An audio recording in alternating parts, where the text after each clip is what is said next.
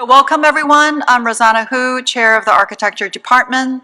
Before we start tonight's program, I want to acknowledge the land on which we gather. We acknowledge that the University of Pennsylvania is situated upon the ancestral homeland and territory of the Lenni Lenape peoples.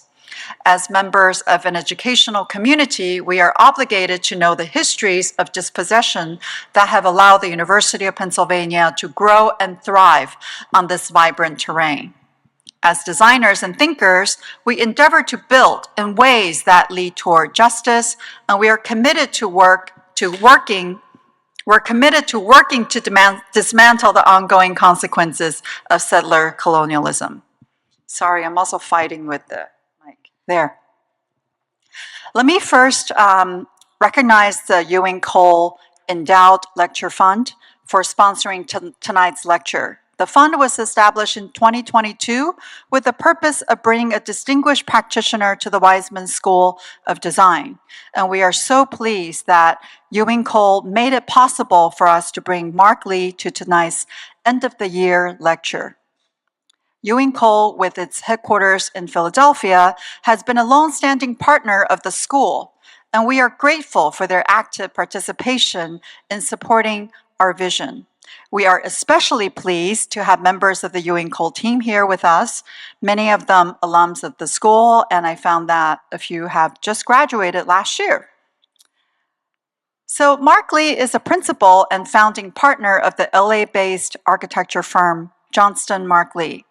Since its establishment in 1998, Johnston Marklee has been recognized internationally with numerous honors, awards, and publications, which I won't really go into naming.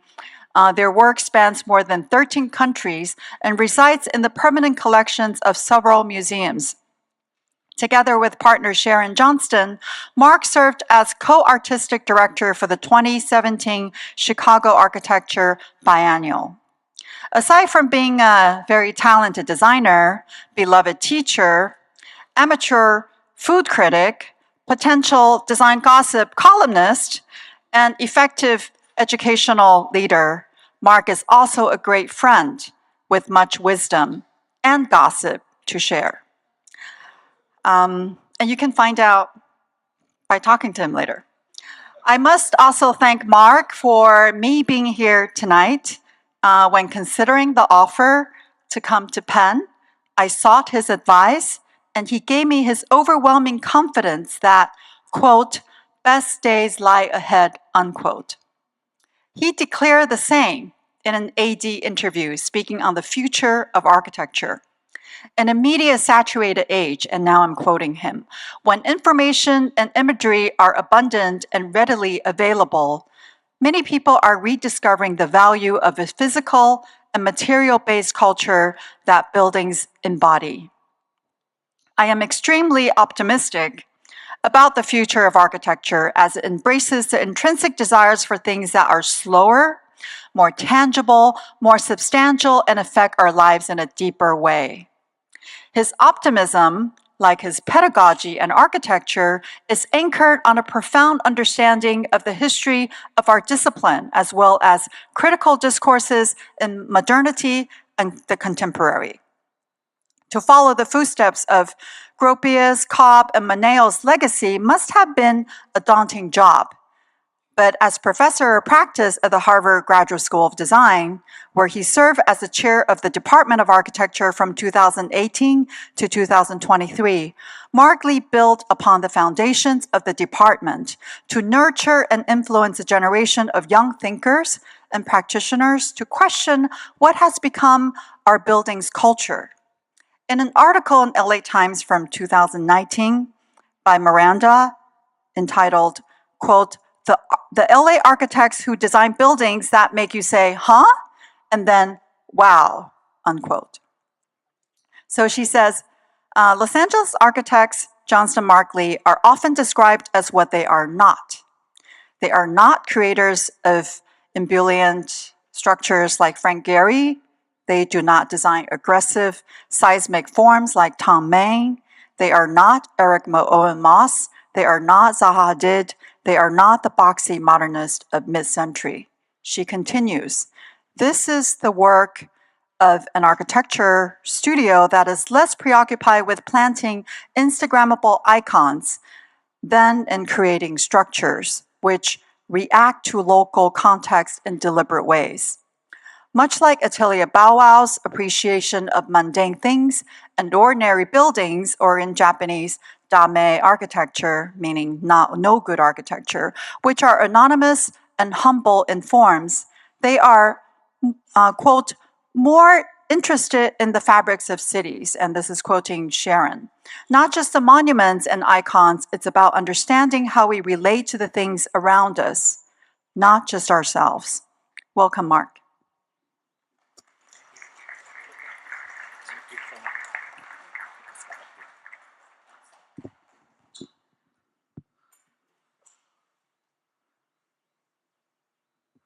Thank you, Rosanna, for the invitation, for the generous introduction. This is my first time to lecture at Penn. I'm thrilled to lecture here. This is such an illustrious program with this incredible history. Right before I came tonight, I had the chance to have a tour of the archive. Bill gave me an incredible tour. I mean, I'm charged. I'm so excited. I mean, if I could spend 2 hours there, give me enough energy for the entire month. I had some history with Penn. When I was a student in the 80s, a friend of mine was studying here, and I came to visit the campus, and I sat in the class of Peter McCleary, the late Peter McCleary, and I crashed the class without paying any tuition. I was mesmerized. I remember he was giving a lecture on the two LaBruce libraries and difference between wrought iron and cast iron. One can develop the whole architecture out of it. When I was a graduate student, I heard EwingCole Lecture in person near the end of his life. I remember when I came in the 80s, I was asking my fellow student who were the most interesting people teaching here. There are two people from the AA doing something very different. It's Mohsen Mostafavi and Homer Fajadi. And Mohsen became my boss. Homer, a few years back, she brought a group of Penn students who came to visit my office. So I always hold very high regards to Penn. And when I had my first teaching job at the Etihad in Zurich, I became friends with Detlef Mertens, who came often to do his research on Siegfried Gideon. So I'm really happy, and I really think about them when I'm here. Today, I would, instead of giving a lecture that I would show a few projects, I would like to give a cross-section overview of our practice from the last 25 years. So I won't describe any projects much in detail, but maybe just a quick overview, just to give a sense of the projects that we've been through. I always think giving a public lecture is less about showing one's project, but more about a time for oneself to reflect upon oneself. And then seeing this body of work is really useful, to think about for us how, as LA architects, we work on projects. It's okay. Yeah, I'm also a ventriloquist. I'm making some. Yeah.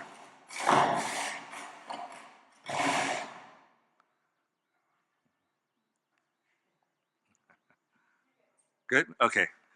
So I will start by showing some quick images of a lot of houses that we've worked with, smaller scale projects to medium and larger scale projects that we've been working on. I'll share with you our relationship with the fine arts that was very intrinsic to our practice early, since the very beginning. I'll talk about some projects that are art institutions or educational institutions, that how it was affected by and how it affects the city was very important for us.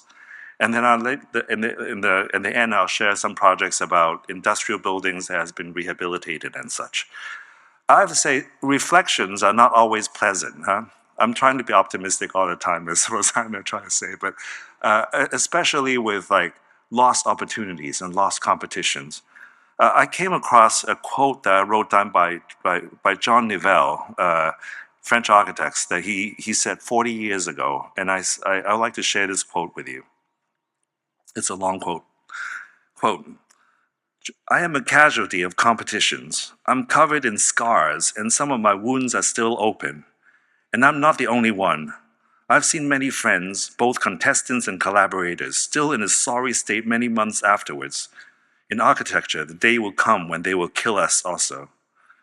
The work involved in drawing up a project as a teamwork over weeks, sometimes over months, has to be seen to be believed. The passion and the faith with which it is prepared has to be seen. The amount of work which is nullified after each consultation, the humiliation, whether justified or not, produced from a far from objective verdict. A lost project makes you cry in private. You forget it in silence, and you drink, as if you had lost a loved one. Some of these projects never abandon you.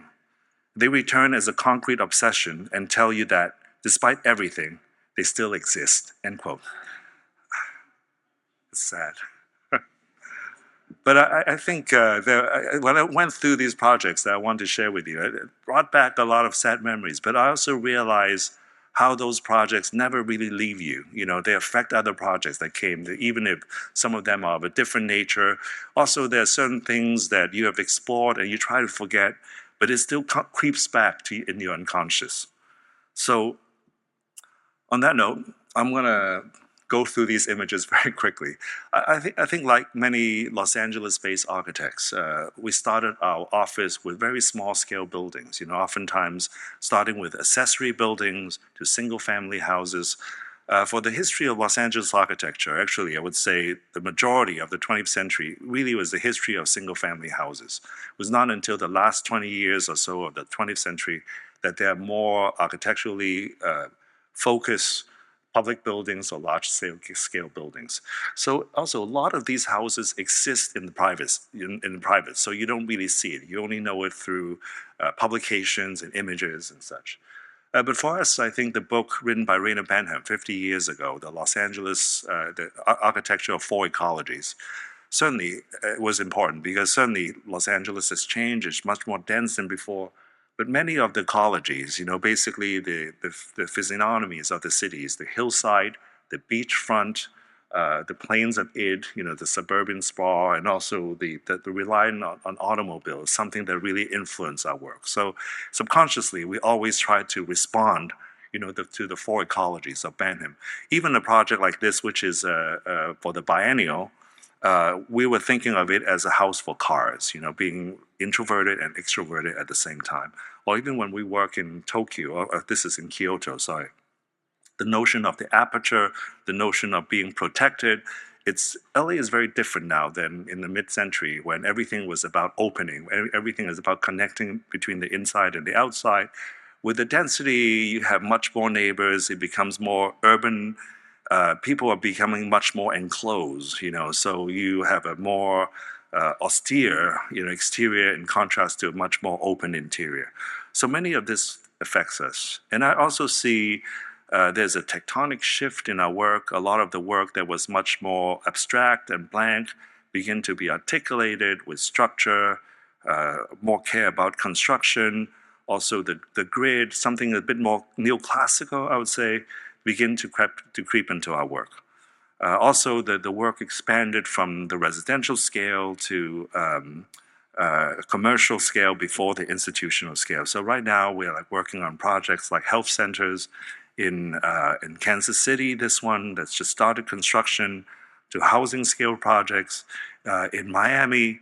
But the whole notion of moving from small scale to medium scale to larger scale, I think we're very conscious in terms of how the scale can be broken down into smaller components, you know, whether sometimes it's not available, you can really break it down back to the base and the core of the building.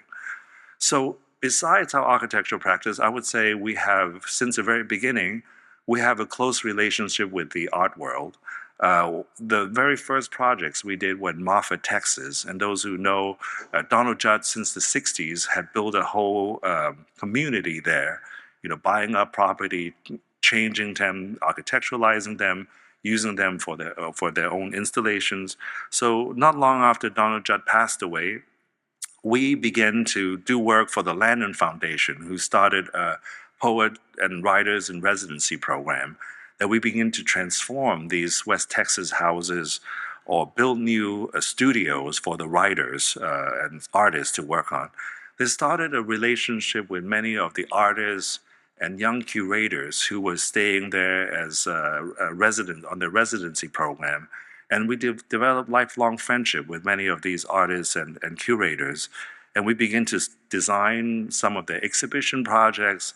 We begin to design their traveling exhibitions. We begin to work with curators on their exhibition designs for even artists that are not live, like Mahaly Naj in the County Museum. We also start to work on their galleries, and the galleries oftentimes are transformation of industrial buildings or light industrial buildings that really create the backbone of a certain urban fabric, between single-family houses and institutional public buildings, where these light industrial buildings or light industrial areas that are being transformed or gentrified. And oftentimes, many of them were turned or transformed into gallery spaces.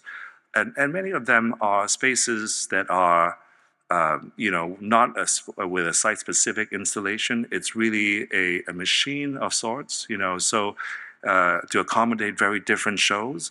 So for us, it's really about thinking about the proportion of spaces, the lighting of the gallery.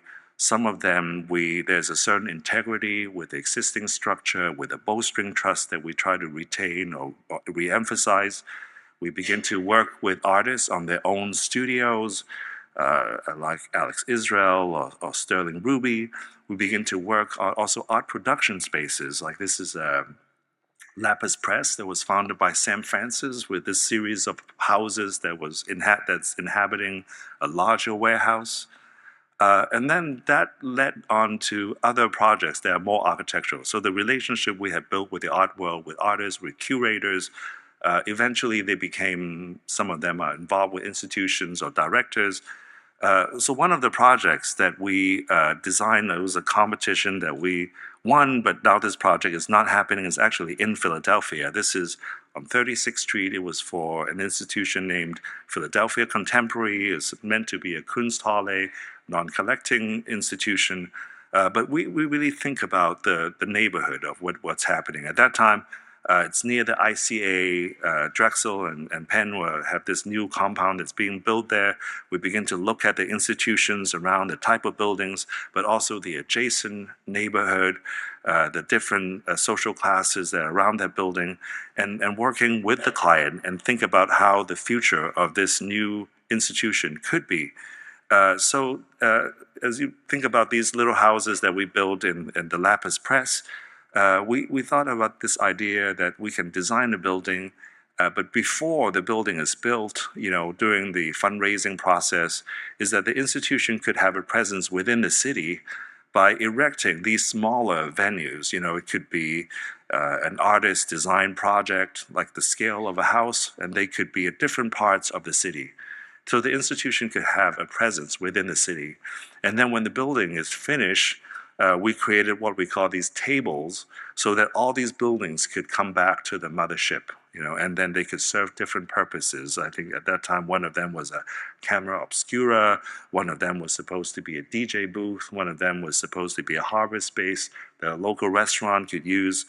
They begin to approximate different things that are very architectural, whether it be a gable roof house, whether it be a water tower. But we're thinking very much of this type of tectonic, something of a steel construction that is a reference to the half-timber construction of Tudor houses, and then that eventually becomes the structure of these platforms that will support these little houses or these little sheds. So on one hand, there's this very simple volume. On the other hand, there are these smaller ghost volumes, or these tables that begin to break down or break down the scale as well as address the street. Very roughly finished concrete construction with educational facilities, two different directions, and then much more classical art gallery spaces, both that are closed but connected to one of these tables that are like a balcony, or more traditional skylit galleries on the top. Many of these type of projects. This one is in Chicago that we collaborated with Theaster Gates, where this whole neighborhood next to the Green Line, the elevated Green Line train, We preserve part of the existing shell of the building while doing some surgery, closing certain windows, opening up the bottom for performance spaces, and adjacent contiguous performance spaces that could be opened up. So there's a theater, there's a black box theater, a cinema, and then we conceived of these spaces that in between them, that whether they can be used for rehearsal spaces or some of these spaces could open up and have a very different performance between them. So a series of spaces that are exactly identical, but ones that are closed versus ones that are open, and then leaving a majority of the existing facade intact with a little bit of surgery. Yeah, so this notion of the gable roof that takes on different sizes, suggesting a sawtooth industrial scale roof. So preserving part of, almost editing the industrial building into a hybrid building. The other projects like this was the design center for a car company that we rehabilitated a warehouse building in California with a series of hydraulic elevators that would take the car up onto the roof. A lot of it is about preserving the structure, building a new structure inside, as well as bringing something new to the project. This is a competition that we did for the UIC, University of Illinois in Chicago. For us, we were looking at this project as right on the edge of the campus. So we were trying to understand the architecture of the campus in relationship to the city. We certainly looked a lot at the work of Walter Netsch, brutalist, slightly organic building that he did on the early part of the campus that was very not popular now, but we wanted to respond to some of those massing and that language, but use a much more open and translucent materiality. We have this kind of perforated screen that creates one ziggurat and one upside down ziggurat to house these two performance dance centers. So we have these strong colors for these volumes, and then at certain times of the day, you can see the color volumes being projected outside beyond the skin.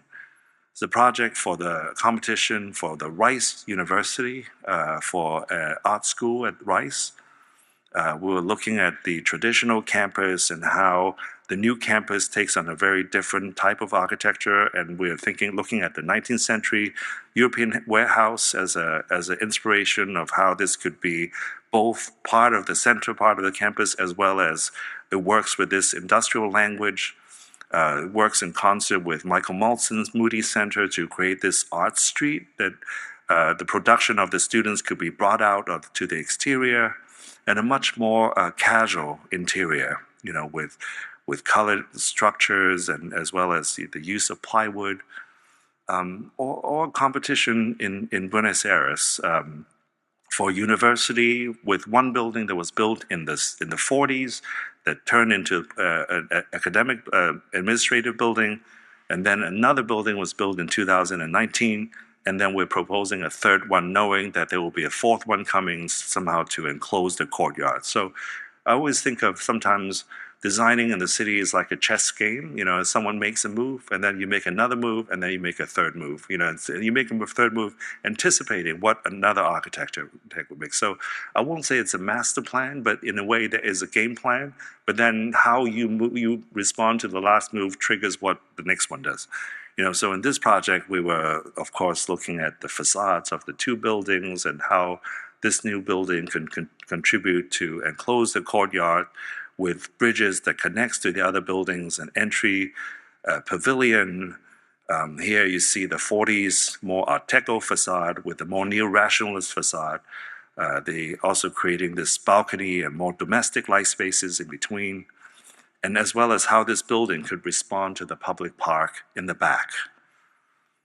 Another competition in Portland, Maine, to add on to a building built in 1984 by Harry Cobb, the Portland Museum of Art. And this is a collaboration between Toshiko Mori and Scott Cohen, my predecessors, chairs at the architecture program. It's one of these things when, like sitting together in commencement, and waiting and say, hey, did you hear that there's an RFP for Harry's building? Hey, we should join forces. And so it was. I love this type of collaborative projects. You know, like more and more now. Rosanna mentioned we worked on the biennial. I love the notion of not necessarily this traditional model of collaboration where you collaborate with someone who has a certain expertise or local knowledge that you don't have, or other trades like engineering and landscape architect. More and more so, I'm interested in collaborating with other architects that have similar or slightly different sensibilities than yours, and how you do it together. You know, almost like a band as opposed to a solo artist. You know, so working on this project, we get to see how Toshiko see things, how Scott see things. There's a lot of discussion how we can keep part of the facade of the 19th century building and have drape a curtain wall over it, the interior spine. And it's almost like a series, not just one building having a dialogue with another, but almost like 2 or 3 buildings in dialogue with the existing building. So I also want to say, I think how museums, some of the commissions that we have are museums built of a certain period of time and that has outgrown its use, given not only of its own use, but also how the city has evolved around them. The first project I will show is the Museum of Contemporary Art in Los Angeles, where we are commissioned to do a new master plan for. This building was built by Arata Isozaki. It was finished in 1986. And those who were there might remember when it was built, there was no context around. It was really like a ship on a dry dock. You know, you can see there's nothing now. There's the Broad Museum, Gary's Disney Concert Hall, Hardy Holzman Pfeiffer's School of Music is there. But this was the picture taken when it was in 1986. A lot of things Isozaki didn't know what will happen in the future. And certainly many of the provisions that made this building happen has changed over time.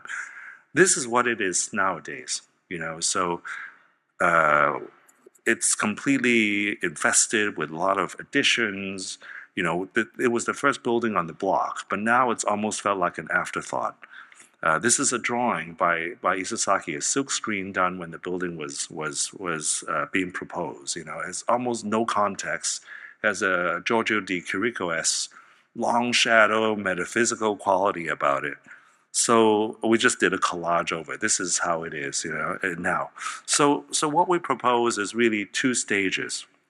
First stage is really to renovate the museum based on what it is now and how to redirect traffic and such. Second phase is about adding more galleries. So the first phase is about removing certain things that were added on later that didn't quite work. Second, and then to build new things around it to reinstate what it should be, like reinstating the perimeter of a sculptural garden that you have arrived at MoCA, or switching the bookstore with the cafe below, so you don't walk past food before you see art, you know. And then the second stage is to add 2 new galleries on the top. It's a very difficult project to add, you know, to add on, because the language that Isozaki used is so personal. On one hand, it's not. It's really all Euclidean geometries, you know, square cubes, pyramids, and cylinders. On the other hand, it's very hard to add on to something like this. So while the planning, you know, is quite easy for us to work on, to add on is difficult. So the solution that we came up, we tried many things that didn't quite work. The solution that worked for us at the end, I'll tell you where we found the Rosetta Stone, is in a house designed by Isozaki himself around the same time that he did the museum. This was in Venice Beach. It was known because it was an art collector, a curator who commissioned the house. Later on, this house was bought by the musician Eric Clapton. And he lived there, but he hated it because people were walking around with their cell phones, like filming his house. So he sold it. But anyway, I love this house. This is one of my favorite Isozaki projects. You know, it's very 2 cubes, and he just cuts the corners, you know, to let light in on the 4 sides of each cube. But when you look at the elevation, it looks like a very traditional pitch roof house. So we basically took this idea and began to proliferate that. And this is some of the model shots. And for us, it worked, you know, because our intention is not to add another signature to it. You know, when we add on to it, we want to find the same red sandstone, the Indian red sandstone that Isozaki used to build the wall. Our goal is that when someone goes there for the first time, you can't really know what was there before, what's new. So for us, it was a lesson in digging into the archives of someone else to find the language and reapply it to another part of their project. So that this area becomes like this almost sawtooth industrial skylight that you could walk past before you enter into the new gallery spaces. And then this is how it exists within the context. Another project we did was in Chicago, the Museum of Contemporary Art. This building, we're looking at how it relates to other institutions in Chicago. This building was by Joseph Paul Clayhuse, and this was finished in 1996, so 10 years after Isosaki's building in LA. Again, there are two phases that we planned. First phase was, a lot of it were planning. This is a very symmetrical building, but when you enter the building, it's very asymmetrical, because of we try to analyze the flows. You walk in, everyone turns in one direction. The other side was left less visited. There were a lot of the pathway of the gallery. There were a lot of backtracking, a lot of wayfinding issues. So the first phase is really about opening up the base, which was very closed off, adding new circulation, as well as adding new floors, for new program. So like adding a floor that we did, on one hand, we would try to respect Clayhuse's grid that he used, but on the other hand, try to bring in a different material. But it's not something that you could see for us right away. Working with artists to inhabit the roof. I think one of the motifs that Clayhuse used are these two stairs that he designed. It's this ship-shaped stairs that in new stairs that we put into the museum, we try to reflect that, although it's not a ship-shaped stair. It's really a square that we try to embody this ship shape within that. So we were interested in how artists had used the space for performances or installations, opening up the ground floor that was previously closed, introducing this vaulted cloister space that didn't exist that before, working together with an artist on the color scheme, and then on the restaurant project. Also anticipating how, when this project is completely finished, in subsequent phases, the ground floor could be much more open, than before, than being a socle that supports the temple of art sitting above. Now, we propose a second phase for addition on the opposite side, which we took exactly Clayhuse's grid and projected it on the opposite direction, fulfilling the program that's required with the atrium and the new galleries. But while respecting the grid, we proposed using a different material. So we love this.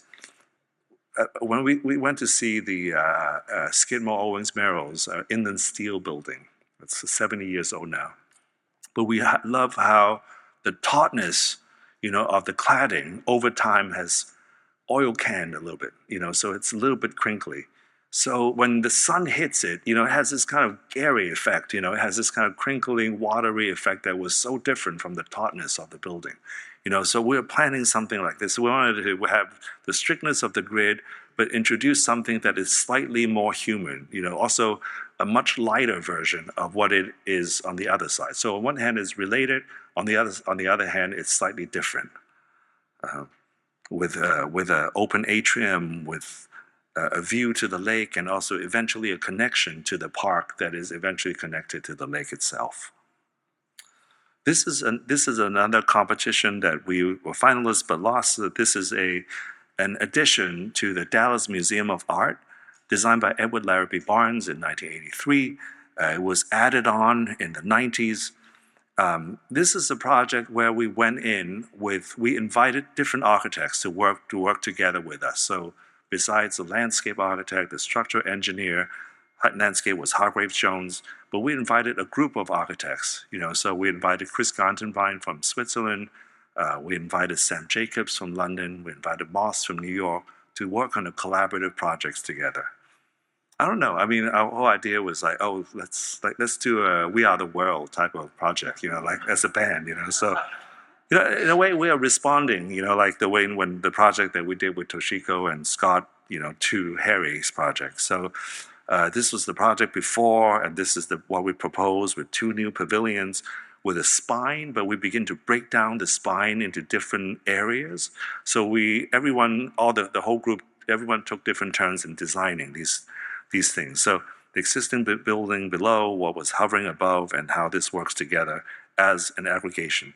So the collaboration happens on the building scale, but it also happens within the building. So a series of stairs, ramps, elevator cores will also express as individual characters. So it's before, after, series of plans to improve the circulation, and also bringing in a golden metallic color that works with the stone, but decidedly being something quite different. Also working with the vault that Ed Barnes used. So some of the interior spaces that are more diaphanous, you see the vault being, a new vault being introduced, on the opposite axis, as well as these object-like circulation spaces where there are stairs or bridges, exterior gardens, and then this new sculpture park on the front. Brings us to the de Menil. This is Renzo Piano's first U.S. project.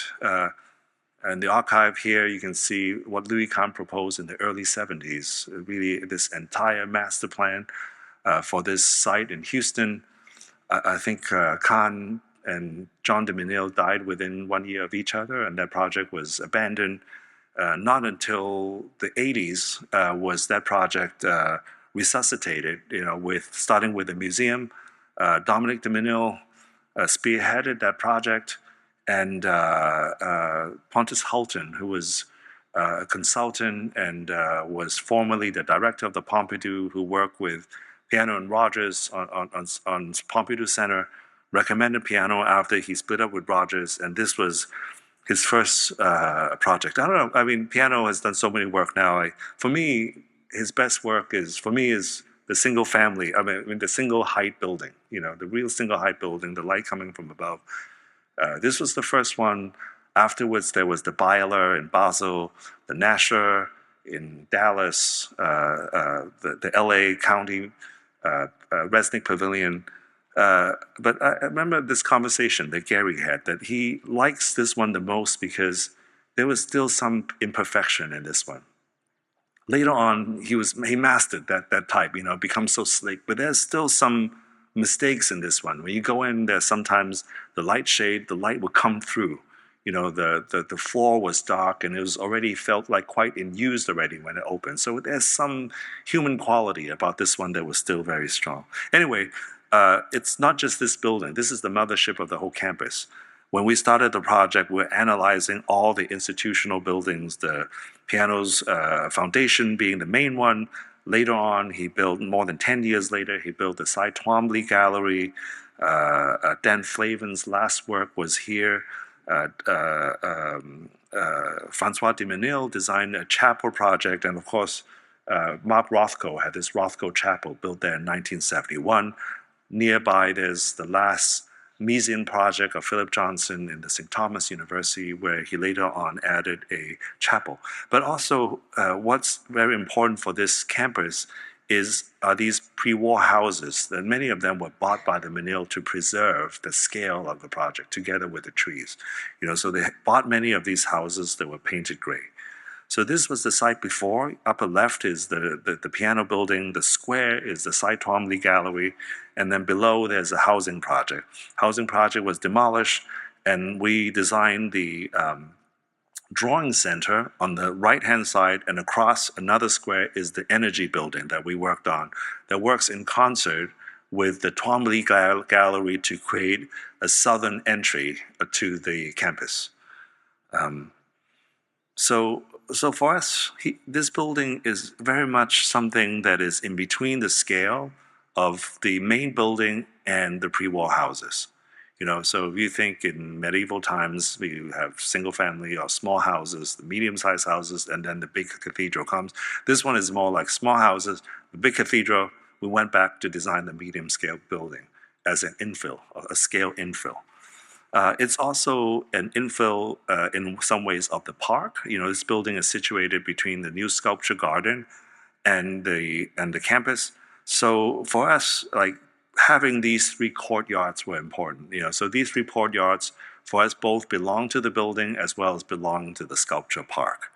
So when you approach the building from the south, it actually looks larger than it really is. It's quite small. On the ground floor, it has a huge underground archive that's underground, but one always enters the courtyard before entering the building. Part of it has to do with drawings are very light sensitive, so 5-foot candles, so the problem we like to solve was that how do you walk from the outside, this bright Houston sun, to a 5-foot candle space? And how do you make it so slowly and so progressively that you don't have this type of matinee effect and you watch a movie, you walk out and suddenly you're blinded, or so very gradually, so you don't feel like you're going to a dark room. So the landscape, the trees, when we photographed these, they were still quite young, became part of that conceit. So this porch and this canopy around help one adjust the eye before you enter in the building, before you enter into the galleries. This landscape we work with, Michael van Valkenburg and Associates, very different characters in these courtyards. Here you see the porch that surrounds the building, and certainly the steel has to do with our response to pianos. The Cy Twombly, he described it as a butterfly sitting on top of a stone, the lightness of the steel, and also the inclination, bringing something that is slightly larger to something that is slightly more domestic. I have to add the collection that Menil has, the majority of them were surrealist drawings. Surrealist drawings, Max Ernst, quite small, so most of them were intended to be situated in a domestic space. So I think one of the important thing for us was at the outset, the director and the curator said, we don't have to design this building for everything. If we have a Richard Serra show with 60-foot long drawings, we display it somewhere else. Because if you design something for everything, it's nothing. You have to design something specifically for something to give it certain character. So the scale of the spaces were very much determined by the Surrealist collection.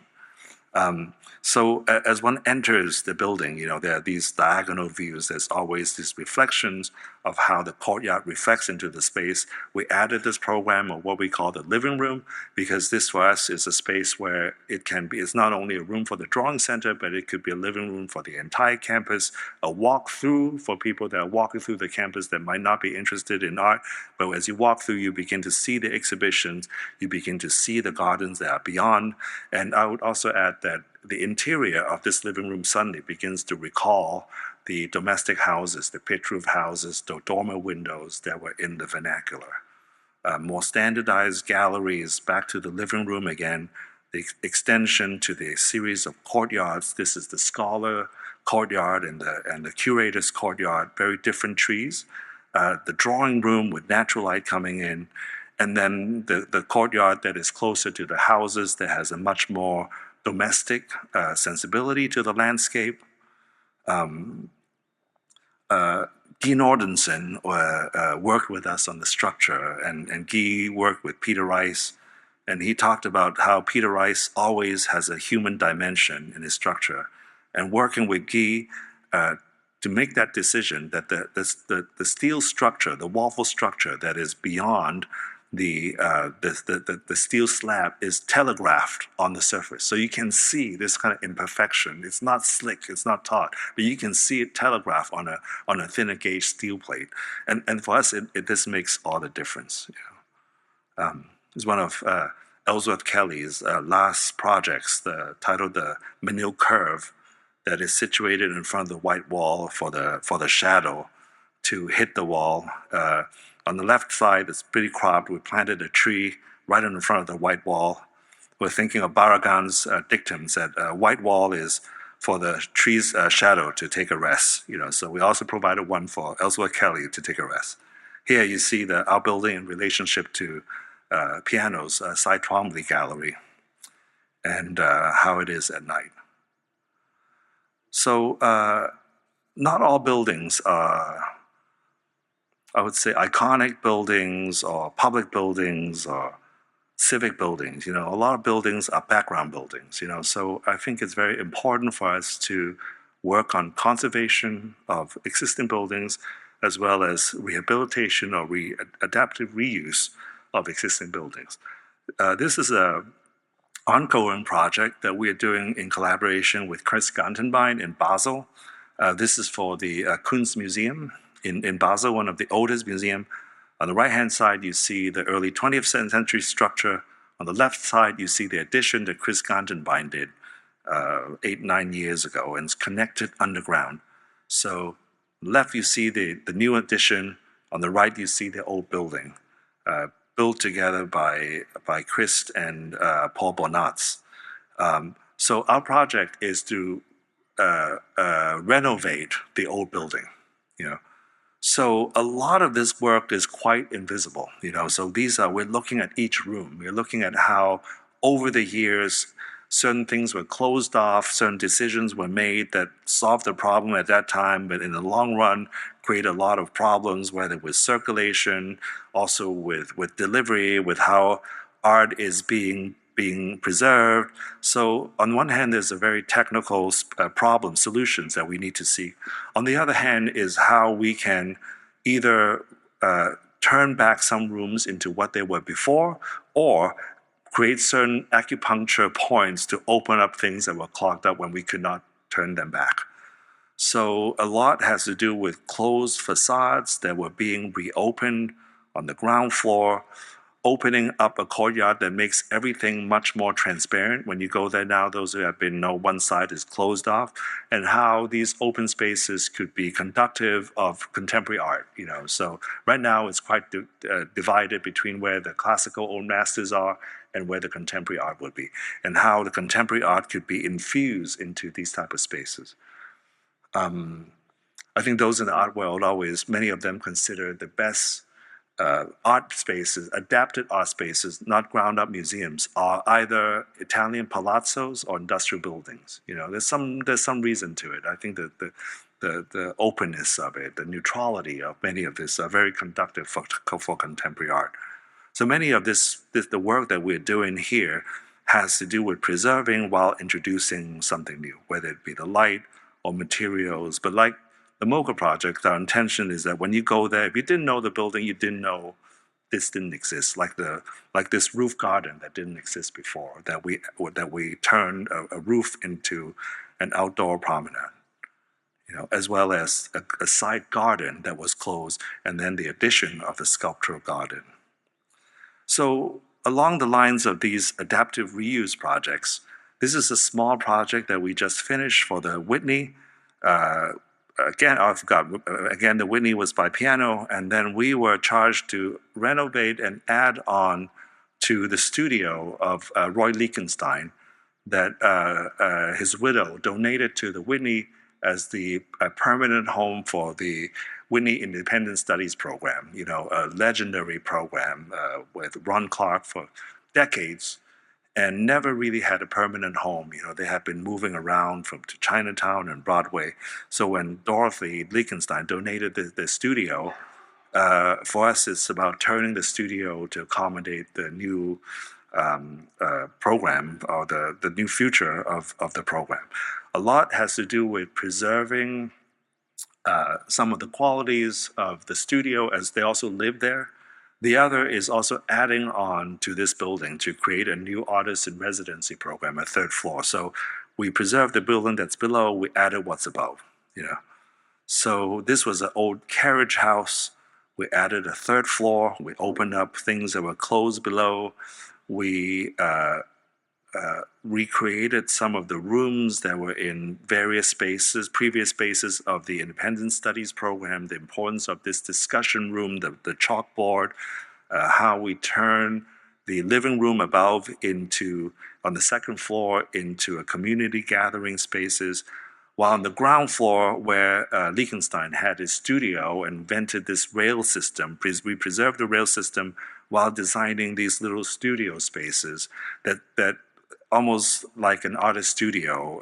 That I think one of the things that attracted us to the studio is that although Many of the artists that are in the program might not be actually painters, and actually has this neo-Marxist tradition or critical theory tradition. But there's some energy of a space where things are being created there that we try to preserve. So this is after its completion last fall. The upper studio, so we try to use the different type of bricks that were there to create these stripes on the side. The studio space was left very raw in relation to the rail system that Liechtenstein had used to rehabilitate the living space, but also take the curvature of the ceiling and introduce them vertically in different places to direct flow between rooms. So it's quite subtle. We had to go through landmark reviews and stuff. But I think it's, in a way of preserving what was there, but not let the past hamper you for the future. This is a similar scale project, a little bit bigger. This is the UCLA Graduate Art Studios in Culver City. Is never really situated on campus. It's always in this light industrial area that's being gentrified as creative offices. It's old mattress factory. When we begin to look around what's happening, it's certainly in architecture. Eric Owen Moss, most of his projects are around these areas, very sculptural, very expressive type of projects, always in dialogue with these light industrial buildings. And then on the other hand, there's still some of these surviving light industrial buildings that has been gentrified in a different way as creative offices. So at the outset, we want to preserve that grittiness of that the light industrial buildings. So what we did was, like, the existing buildings were the 3 barrel vaults, and we added this L-shape wing onto the side. We used tilt-up construction, so there's a history of Irving Schindler using tilt-up construction as a way of conserving formwork. We added this scalloping pattern to a shape to the tilt-up, because today the codes require you actually to have, between certain distances, you have to have columns. So we basically took the columns that needs to be there and replicated as a pattern on the tilt-up. So at first glance, you didn't know which is a column, which is a wall. But when you're there, because the difference between when it's poured, being tilt-up versus the ones that are poured in place had a slightly different texture. So you could see it if you look carefully. But for us, we're also creating these spaces that are closed, that are protected from the weather, but are not insulated. So there are these open courtyards. Sometimes it's an entry courtyard, a sculpture courtyard. Some it's very much a working space that's next to the metal shop or next to the ceramic shop, where the students can work on larger scale pieces, in contrast to the studio spaces, not unlike what we did for the Whitney. Exposed studs, very open spaces, and very different mediums that the students would use. So I think we intentionally also left some of the infrastructure around the site. That's really what the roughness of the site was about, like creating something that it seems like it's always been there, but also in a way supports the new type of structures that Moss or others are doing around.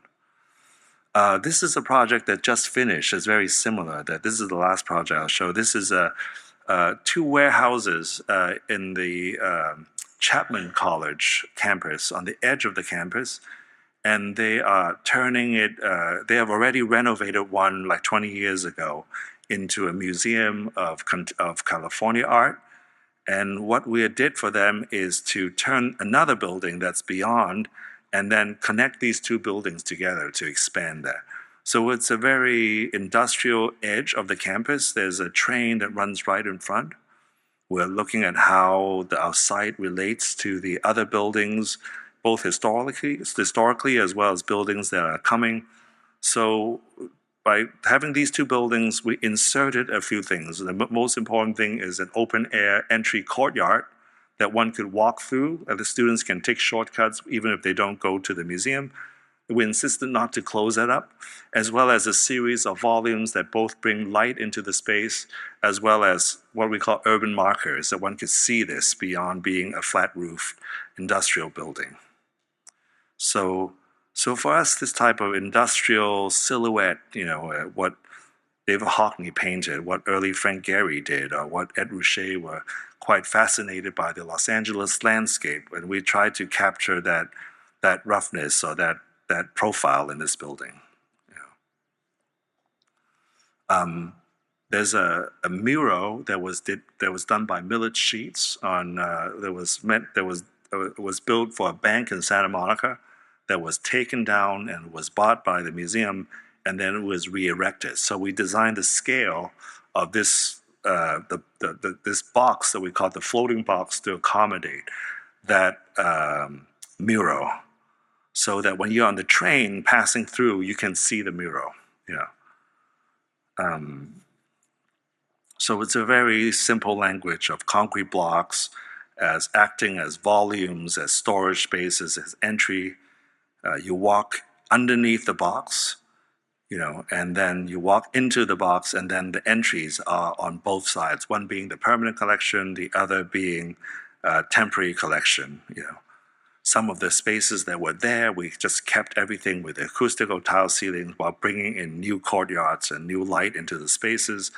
In the backside, we even kept the existing facades of the buildings, but just closing off some of them, like the curved, almost Gothic-like opening.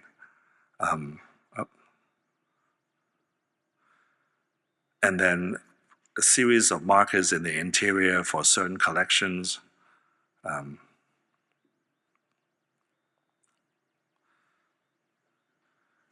think this is, I think it's always interesting for us to look back, helping us look forward.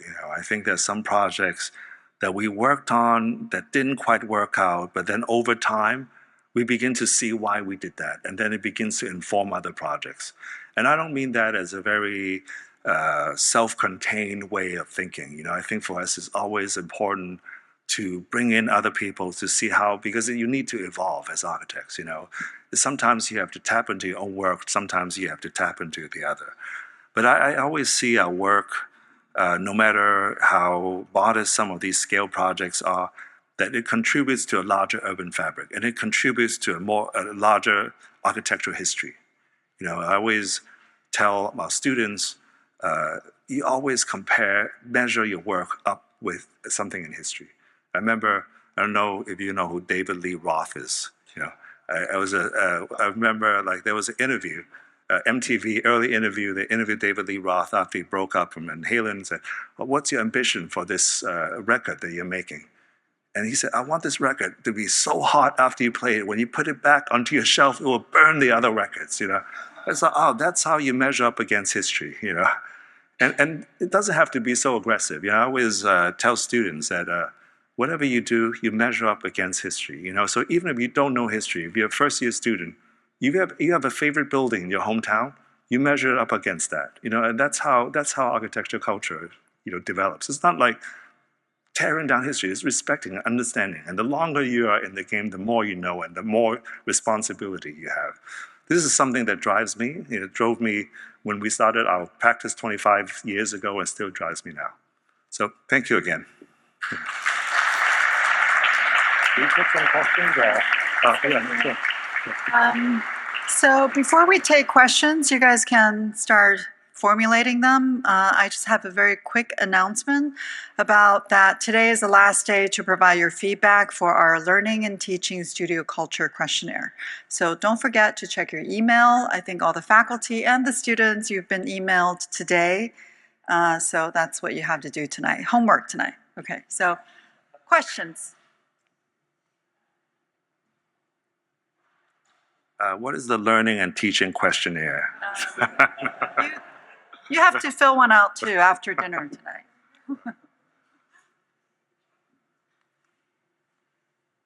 Seriously? Oh. Hi, I have a question for you. So, I see you do a lot of site research about every new project. So, I'm wondering, do you have a preference guideline for? Do you want to distinguish your new project among the environment building, or do you want perfect blending with the existing environment?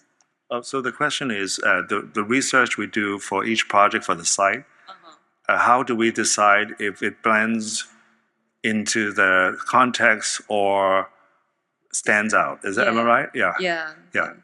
Well, thank you for that question. I have to absolutely say there's absolutely no formula for us. And to have a formula is, for me, completely toxic, because contexts are so different. Sometimes you have a very important context that you're responding to, and you have to understand what you're building to within that context. So if you are building a parking booth in the Vatican, you are very small, and you're responding to something much more powerful. You have to understand that. But it's not like every context you have to pull out your Genus Loci app to figure out what it is. If you're building an abandoned parking lot, you're building a big building, your building would be the context. And it's important to establish that context. So it's not always about, for me, about overcoming the context or deferring to the context. For me, it's very specific. Dave Hickey, the art critic, was a teacher of mine. She passed away recently. And there was an essay that he wrote about Robert Mitchum, the actor. And he talked about Robert Mitchum, talked about acting. He said, and Mitchum said, acting is so different on stage versus on film. Because on stage, everything is fake, except the actor. The tree, the props, everything looks fake, in a play. But in real life, everything is real. Like, you have the setting is real, the sun is real, the sky is real, everything is real except the actor. So in film, he said, it's how do you steal the reality from everything that is real when you're not? So the example he gave is, if you're an actor, you're standing on a bluff, you're looking at the sunset. The sunset is strong and you're weak. He said, if you shift your weight, if you look around, you're weaker. He said, but if you stay absolutely still, you will control the sunset.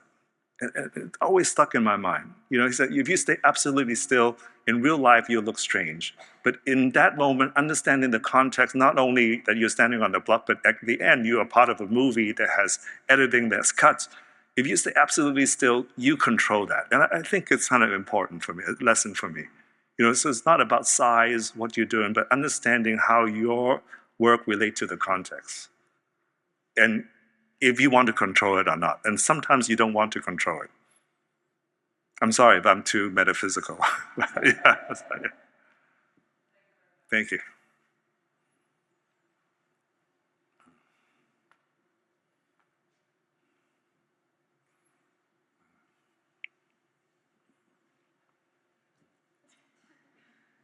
Hi, thank you so much, Mark. You talked very eloquently about working within an architectural discourse and architectural history and a history of architectural discourse. But you're also very knowledgeable about these histories and these discourses, and as an educator and as a prominent educator, very deeply involved in sort of the creation and participation in these discourses. Does that proximity with history and discourse sometimes get in the way of or create issues when actually having to generate work within your office? I mean, how does your life and work in being an educator and being in the discourse and having to also react to it engage with each other?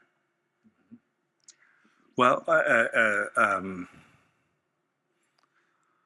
I think the danger, I'm trying to be very self-aware of it, is that you can get too insider's baseball, At one point, it's called autonomy, when you just look at architecture, history of architecture, the discipline of architecture, every answer, And I always think, like, just as a student of history, I felt that there are moments in history that being autonomous was important.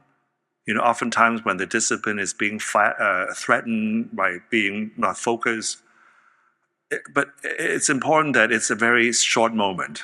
It's almost like when, let's say, the 60s, when a lot of changes are happening, when a lot of social political changes, a lot of technological changes, there's one group that begin to look at these changes, Sergeant Pepper, that's the future of architecture. And at the same time, some group was looking back to history, to finding an anchor, a reason for meaning, And I think it's important for both of this to happen at the same time.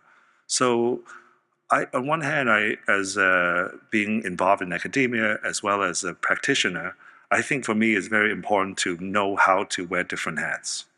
I think it's absolutely important to have multiple stories of a project. I was when I was a first-year student, I heard Peter Eisenman gave a lecture on the Corbusier's Unité de Habitation in Marseille. And the whole lecture was the syntax, the modular. And as a first-year student, I thought that's a great building. Then years later, in graduate school, I heard Rafael Moneo gave a lecture of that same project, but he was talking about the béton brut, he was talking the materiality, a very poetic dimension. I thought that's a great building.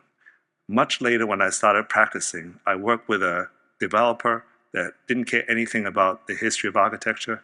He said, that's a great building because that cross-section reduced the amount of corridors, which is more expensive to build for fire ratings, in more than half. And then all the units have cross-ventilation. And I thought that's a great building. But that's what great buildings are. It's not a single narrative, and I think it's important how a great building relates to the discipline as much as it relates to a developer or occupant who doesn't care at all about the discipline.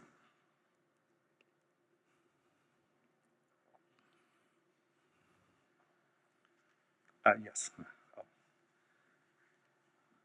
I appreciated what you said about collaborations. Could you elaborate or even describe one that moved you, that inspired you?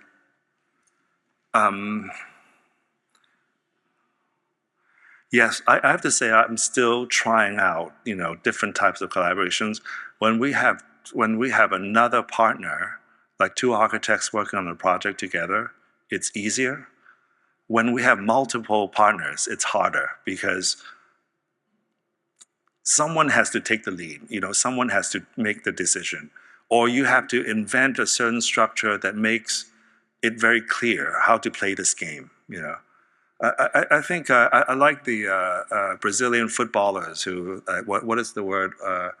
The beautiful game, It's, for them, sometimes it's about winning, but it's less about winning than create a beautiful game. I like this idea of creating a beautiful game. Like also chess, maybe two people playing, there's a winner, there's a loser, there's a draw, but how do you create a beautiful game? So this is, more recently, I'm trying to work on, invite architects as a group to work together. I also try to learn from the past. I know like the Architects Collaborative that Gropius did later on in his career was, on one hand, there was about this anonymity. On the other hand, the way they structure their practice was every week, everyone has opinions meet on the projects, they all have opinions on the project, but at the end, the project leader decides. They can support or they can veto. So I think that notion of collaborative practice was very strong in their practice until 17, 18 years, the collaborative became a corporation.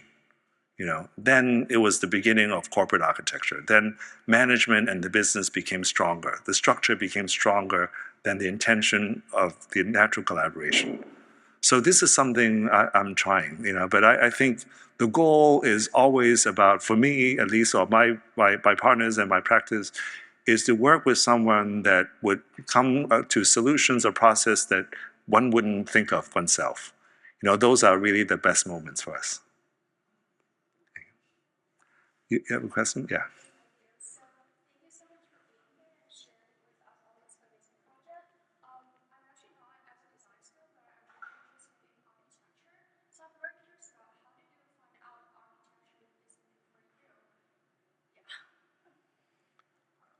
I wasn't sure. I mean, I decided quite early on, but at a certain point you can't pull out. It's too late, Oh, I tell you, for myself, I was when I was young, I was always interested in design, And at that time, there are a lot of graphic designers. This is the 80s, graphic designers and fashion designers that studied architecture. I wasn't sure. I was thinking maybe I should go into industrial design. And my father said, look, you can start studying architecture. If you don't like it, you can always go to do a design. But if you study design, it's harder to go back to architecture. I don't know. I mean, I don't know if this is the old Hegelian way of thinking architecture is the mother of art. I don't think it is anymore. You know, architecture is much slower, much more expensive. It takes a much longer time. So as a way, as a barometer to reflect culture, there are a lot more other designs that has a quicker return rate, you know. But at the same time, I also think that's the power of architecture. It's a little bit slower, but it lasts longer. You know, it gets to your brain in a different way than a movie does.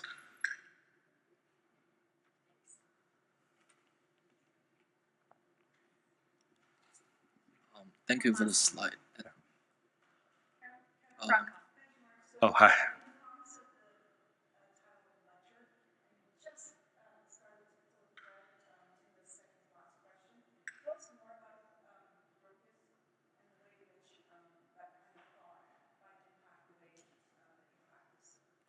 Yes. When I looked at Gropius's career, I always thought he has great collaborators, even before TAC. You know, first with Adolf Meyer in the Bauhaus exhibition scales, he collaborated with Hugh Schmidt. In England with Maxwell Fry, and then of course with Marcel Breuer. All talented work. I think, if I'm correct, I think the Bauhaus Dessau is the only one he did solo, and some really early projects. So that was more a one-to-one collaboration, like two architects coming together. I was very interested in the formative years of TAC, when in a way it was GSD, Yale, and Smith students who formed the collaborative, similar generation to Pei, younger than Johnson, Pei and Rudolph and that generation, that decidedly grouped together and then approached Gropius to join them. You know, so it wasn't Gropius who was this kind of father figure that collected a group of younger. It was a younger group that approached him to be part of that. Certainly, from a professional standpoint, maybe it opened up connections to the German projects, opened up to the China and the Baghdad projects, some not realized. But I was really studying how they did it together, you know, and certainly times are very different. They were really encouraging people to be involved with academia. So not only the partners taught, but also people that were not partners were teaching. But the teaching salary has to go back to the office. I love that, you know. It's almost like your pay goes back to the practice. So they see the teaching as part of their cultivation, part of their identity. When we did the competition with multiple architects, we find that after we didn't win, we find that it was a problem for the clients. You know, the clients wanted one person to be. They were not quite sure who they're talking. Who is there one person that would make the call? So I went back to look at TAC and how at the end there was always one person. The partner in charge or the project architect in charge will be the liaison to the client. So I feel that while internally it might work better, externally our clients or the general public still demands one person or two to be accountable. You know, so I still see this rift between, at least in my own experience. Okay, thank you. Yeah. Thank you so much. Thank you again. Thank you. And thank you everyone for coming. Don't forget the questionnaire.